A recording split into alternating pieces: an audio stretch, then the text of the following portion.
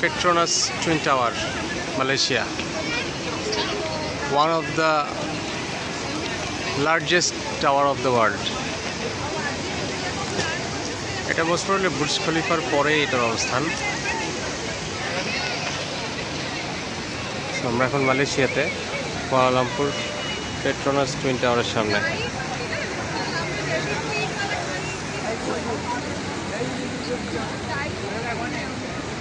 এই টুইন টাওয়ারের সিনারিও রাতের বেলায় সুন্দর।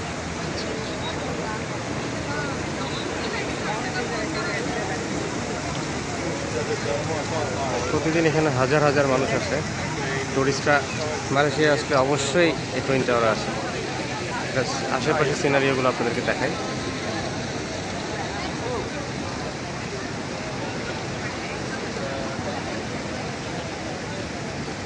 চারিদিকে লাইটস এবং আশেপাশে দেখেন সবগুলো বিল্ডিং অনেক উঁচু।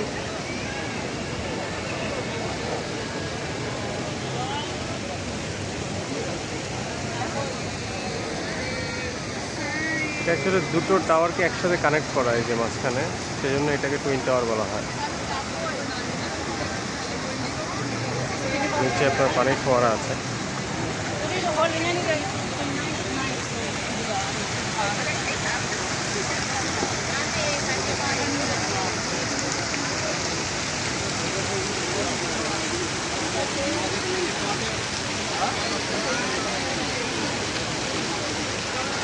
ওয়াও, অসাধারণ। দিনের বেলা থেকে রাতের বেলা সুন্দর।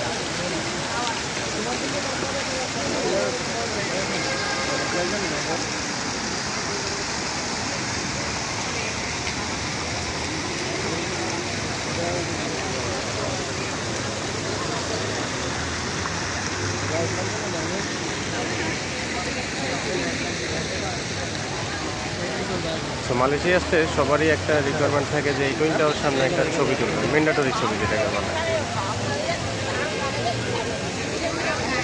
সবাই ছবি তুলছে।